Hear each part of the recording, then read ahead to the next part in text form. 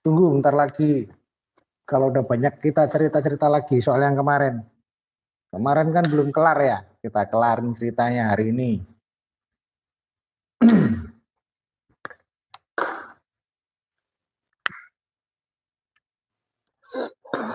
Masih soal yang kemarin. Yang kemarin itu bagaimana sih ceritanya? Kita ceritakan hari ini. Bagaimana Gus Samsudin disekap sama sekelompok orang hanya karena dituduh melakukan tindakan yang wow, mungkin menurut mereka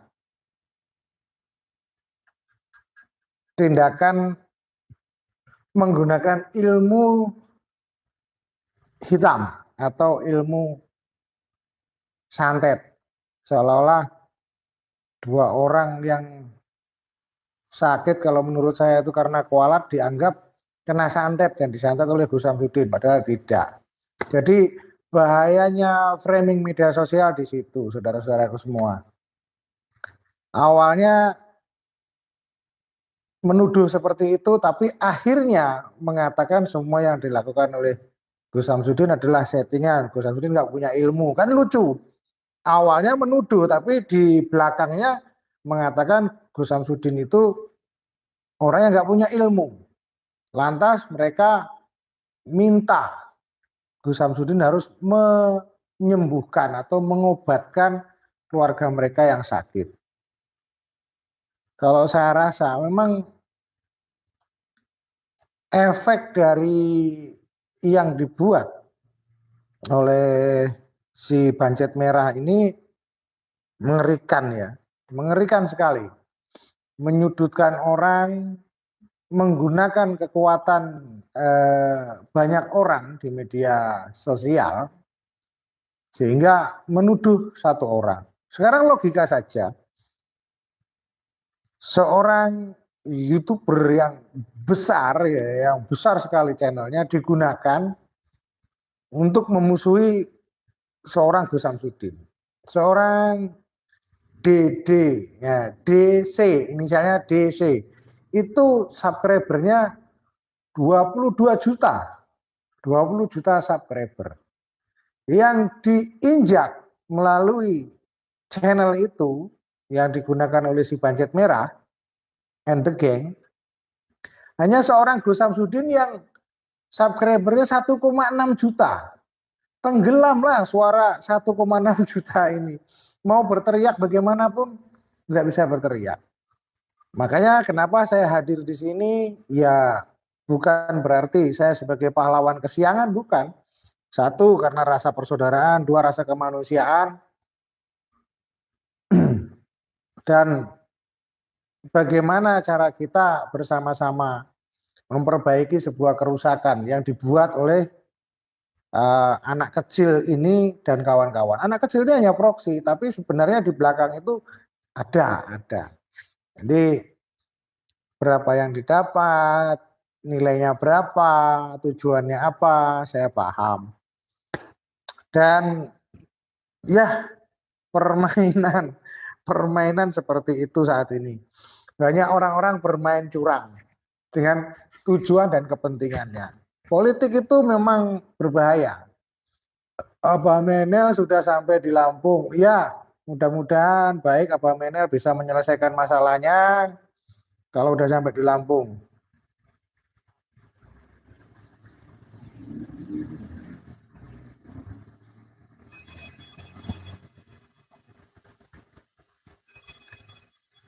Salam Mbak, tadi saya baru nonton Bancet Merah dan Dedi yang mana mereka katakan kalau pembodohan Gus Samsudin.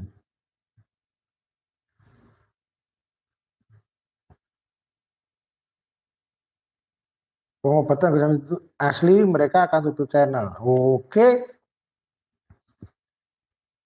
Jadi begini, saudara-saudaraku. Pengobatan Gus Samsudin itu asli. Ya, apa yang dilakukan Gus Samsudin itu asli pengobatan. Nah, yang notabene ada keilmuannya di situ, yang saya tidak bisa jelaskan di media sosial karena terkait masyarakat kan tidak tahu dengan keilmuan ini. Sebenarnya inilah celah yang digunakan karena pengobatan ini juga digunakan di medis. Celahnya mereka untuk melemahkan Gus Samsudin di situ ya. Karena pengobatan ini sifatnya dari dulu, dari zaman nenek moyang sampai sekarang selalu dirahasiakan. Nah, mereka memanfaatkan celah itu. Mereka sebenarnya paham, mengerti apa itu placebo, bagaimana placebo itu dilakukan untuk mengobati apa. Ya, cuma karena ya tadi ada sesuatu hal, mungkin ketenaran ya, ketenaran. Coba perhatikan ketika dulu itu datang. Dia niatnya kan pembuktian. Pembuktian kan ke dalam rumah. Sedangkan Gus Samsudin lemah waktu itu karena kondisi banyak orang, sedang ada pengobatan. Dari hasil penelusuran saya seperti itu. Saya bertanya-tanya di sini. Dan dia petentang-petenteng di depan gerbang, tidak sabar menunggu. Akhirnya ribut. Ributnya apa? Karena warga sekitar tertarik. Ada apa ini sebenarnya kok ribut-ribut di situ? Dan mereka datang berbondong-bondong menonton. Di lain sisi ada beberapa orang yang memang menggerakkan beberapa orang juga. Orang-orang yang tidak suka dengan Gus Samsudin mungkin ya karena apa kita tidak mengerti dan mungkin sudah menjadi rahasia publik. Publik sudah tahu tentang orang-orang ini. Salah satunya Pak Rete. Pak Rete sudah banyak berbicara. Pak Rete sendiri sudah bertobat. Ya, disitulah hanya menumpang viral. Artinya ketika dia di situ dengan live di IG, dia viral, dilihat, ditonton orang banyak, seolah didukung orang banyak karena viral. Dan dia memframing di situ bahwa dia itu tidak diterima dengan baik, ya orangnya takut untuk melakukan pembuktian dan bermain kata-kata, bersilat lidah dengan lawyer Gus Samsudin. Padahal dia itu sudah ada kontak dengan lawyer itu. Cuman ketika datang tidak mengontak lawyer tersebut, sehingga datang dadakan.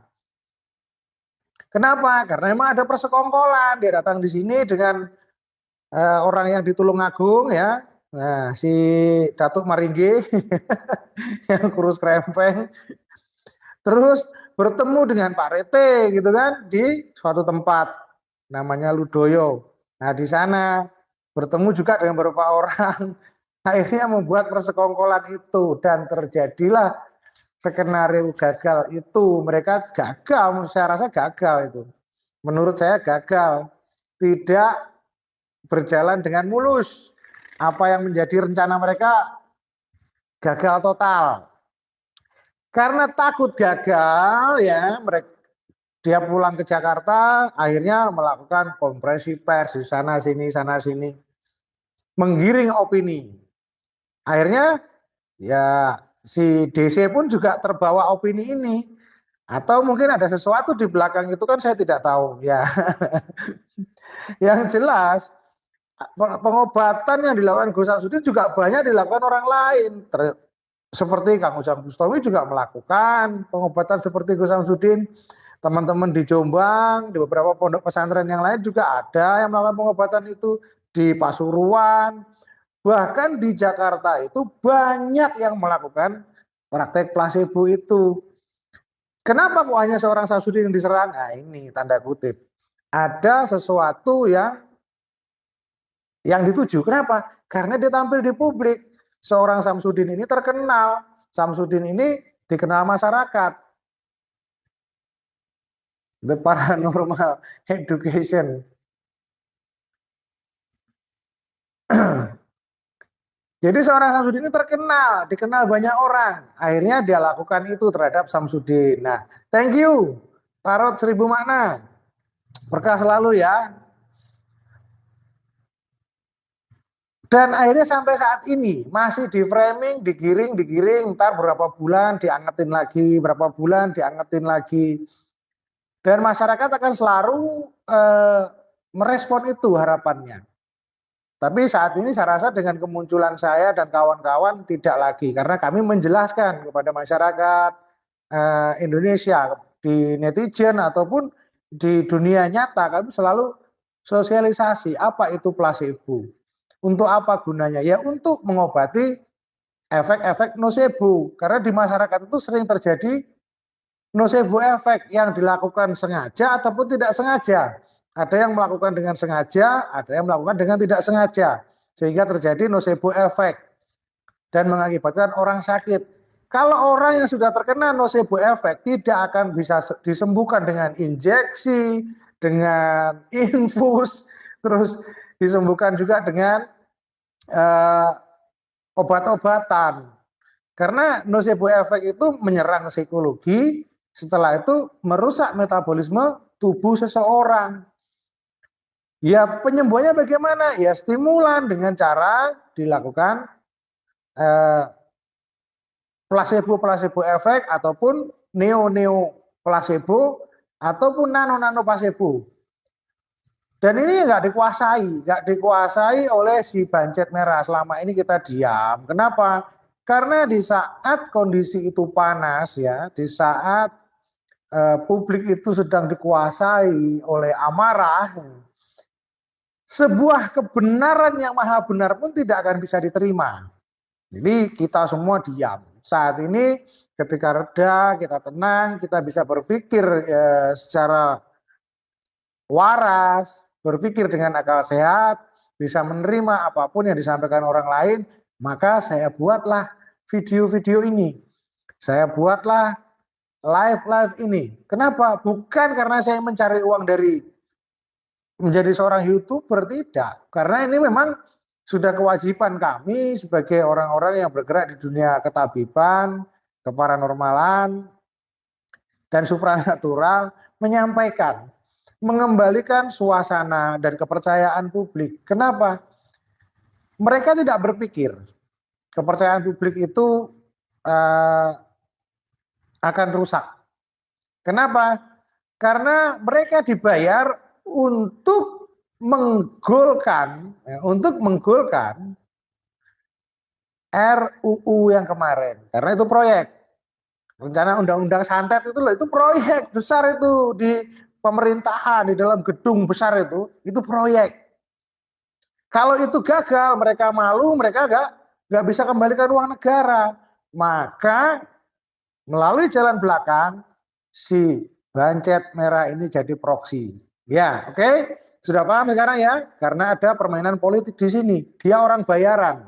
Makanya dia melakukan ini semua dengan sengaja dan bangganya. Kenapa? Dibayar mahal loh, mahal.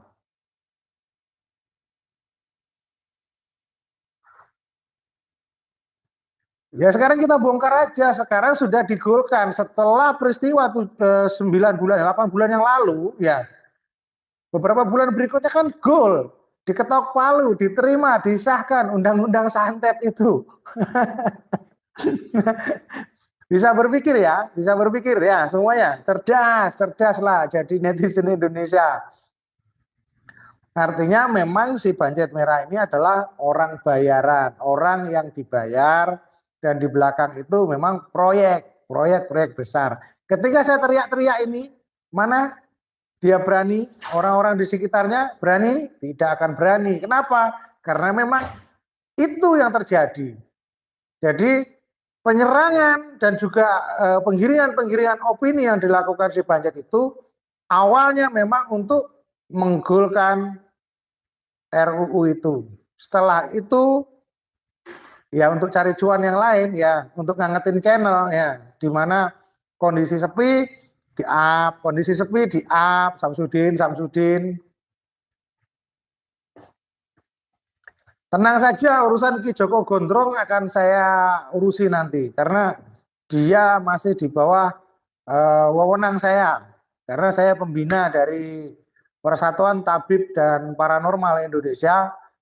Ya, Ki Joko Gondrong itu ketua eh, Dewan Pimpinan Cabang Pertapa dari Banyuwangi.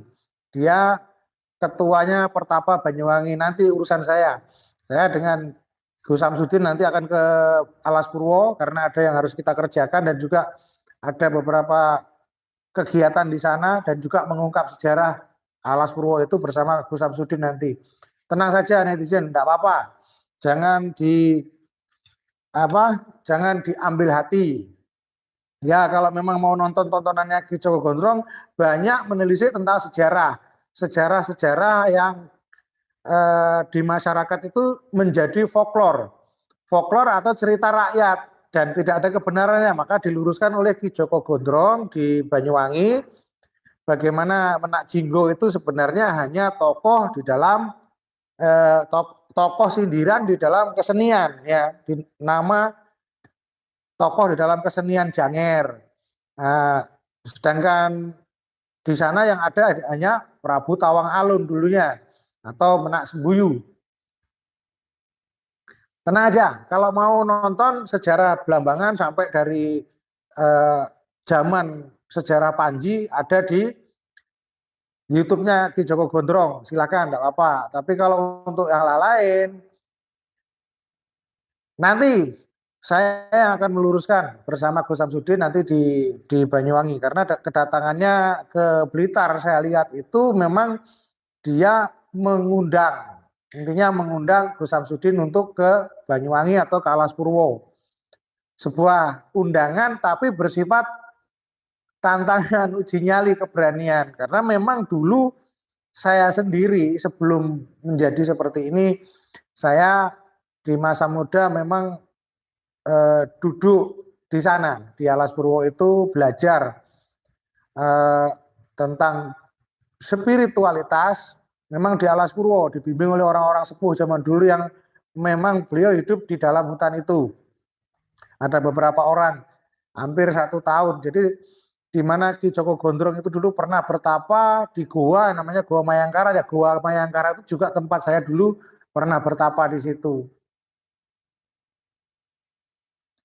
Jadi tenang aja kalau urusan Ki Joko Gondrong nanti saya yang ngurusin.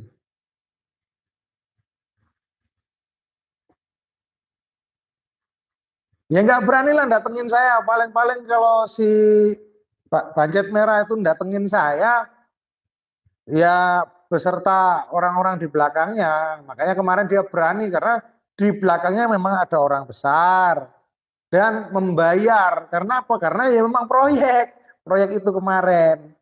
Kalian udah tahu kan? Jadi Gus Samsudin itu korban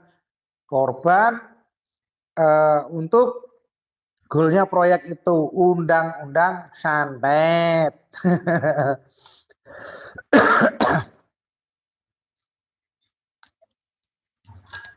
Ngopi dulu ya, ngopi dulu. Jadi saya harap netizen di Indonesia harus semakin cerdas, semakin pandai, semakin bisa menelaah apa yang terjadi, tidak hanya percaya dari framing-framing yang dibuat oleh seseorang, harus punya skala analitik. Jangan mau kita menjadi orang yang dibodohkan oleh permainan politik orang lain.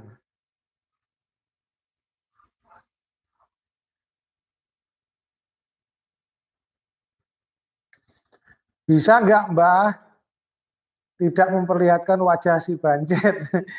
Loh kan nggak ada saya tunjukkan wajahnya. Coba lihat di thumbnailnya itu kan wajah badut, bukan wajah saya. Apa bukan wajahnya si Bancet.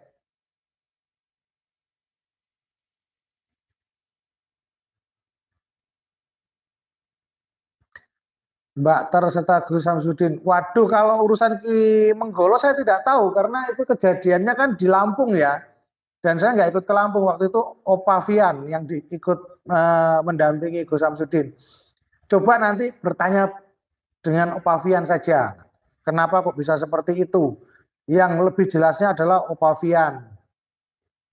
Sambil ngerokok dulu biar biar enteng.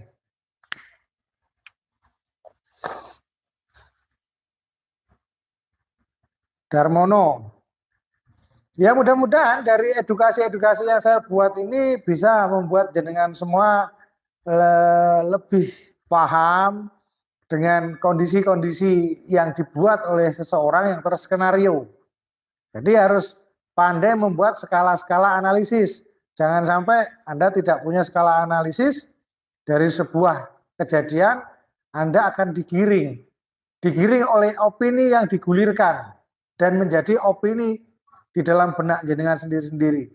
Munculnya satu kebencian, ya, satu penghakiman pada perbuatan. Contoh yang terjadi pada Gus Samsudin. Anda mungkin banyak yang membenci Gus Samsudin dulunya. Setelah mungkin saya jelaskan perlahan-lahan beberapa kali dalam video juga live, Anda sudah semakin paham, semakin sadar ya. Saya bersyukur. Tapi di masyarakat itu masih banyak loh orang-orang yang terprovokasi oleh tayangan yang dibuat oleh si Bancet itu. Jadi orang-orang itu akhirnya ketika bertemu dengan Gus Samsudin menyerang dengan berbagai dalih. Mungkin ya tujuannya punya tendensi sendiri-sendiri. Kita kan masih belum menyelidiki. Jadi kita ini serba salah. Kita nanti mau laporkan ya nama kita sendiri yang lucu dipandang orang, aja berurusan dengan orang yang nggak berpendidikan kok lapor polisi, ya serba salah.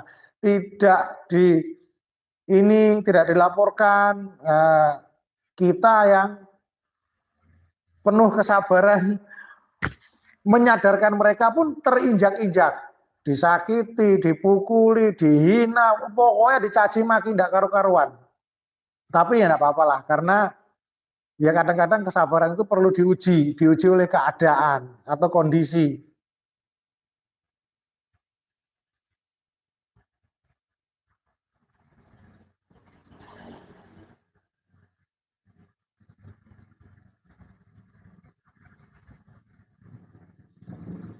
Wan 007 ya mau bagaimana lagi yang itu semua sudah terjadi. Jadi bagaimana kita mengembalikan atau menetralisirkan kondisi, menetralkan kondisi itu lagi. Jadi ya ekstra hati-hati, ekstra sabar, perlahan-lahan, ya harus ekstra lebih cerdas lagi, lebih memperbanyak literasi-literasi yang bisa dijelaskan ke masyarakat, sehingga masyarakat mengerti. Saya tidak menyayangkan Gus Samsudin, tapi yang saya sayangkan itu adalah masyarakatnya. Masyarakat atau bangsa Indonesia itu sendiri atau orang lain yang di khalayak ramai, mungkin di luar negeri, di Malaysia, di Arab Saudi ataupun di Taiwan ataupun di Hong Kong, tergiring oleh opini itu gitu loh. Itu yang saya sayangkan, saya kasihan di situ. Kenapa? Loh, mereka kan aset-aset bangsa kita. Kalau pemahaman dan pemikirannya dirusak oleh anak kecil ini yang hanya mementingkan kepentingannya pribadi sebagai seorang eksekutor bayaran ya dari berbagai kepentingan, ya sama halnya kita ubahnya seperti pelacur. Pelacur apa? Ya pelacur yang mudah dibayar, melacurkan diri kepada siapapun yang siap membayar, dan itu sudah terjadi. Jadi dia berperan mungkin seperti film Joker dengan wajah badutnya, tapi melakukan tindakan-tindakan yang miss. Nah, jadi mudah-mudahan masyarakat lebih paham lagi, lebih mengerti. Saya rasa mungkin hari ini kita cukup segini dulu. Nanti sore kita sambung lagi live-nya karena saya akan melakukan pengobatan dulu, membantu beberapa orang yang sedang mengalami sakit. Tetap saya pakai trik, saya pakai trik dukun, saya obati dengan trik-trik, yang penting sembuh. Entah itu triknya pakai doa, entah itu triknya ya, diapa-apain, yang penting sembuh kan begitu ya. Semua pengobatan pakai trik. Kalau memijat orang juga pakai trik, bagaimana triknya memijat orang supaya tidak sakit, memijat orang supaya tidak mengalami cedera, semua ada triknya. Dan memang harus pakai trik, kalau nggak ada triknya, gimana kita mau melakukan pengobatan?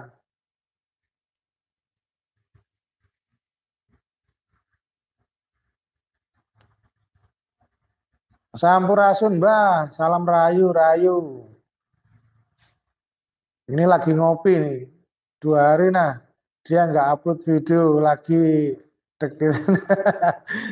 Ya kalau dia terserah dengan dia, yang penting saya di sini menyampaikan apa yang harus saya sampaikan kepada halayak ramai supaya apa? Lebih paham, lebih mengerti, lebih tenang dan tidak mudah menuduh orang lain.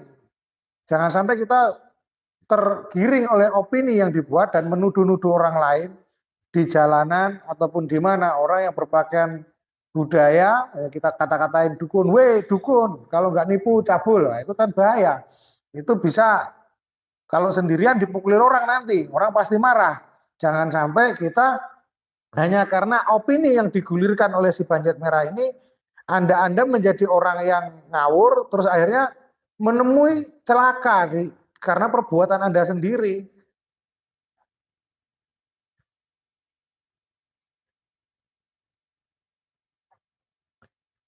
Karti, ya, terima kasih. Ya, cuman begini adanya saya itu. Terima kasih kalau Anda menjadi fans saya terima. Saya ucapkan terima kasih.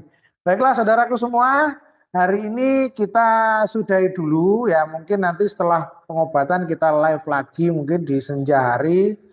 Kita habis-habis maghrib ya, kita live lagi, kita ngobrol-ngobrol. Cinta, minta nomor WA, nanti di kolom komentar ya. Kamu ketik di kolom komentar setelah live ini, nanti saya kirim nomor WA-nya. Terima kasih saudaraku, salam damai semesta raya, salam damai seluruh alam, rahayu, rahayu, rahayu.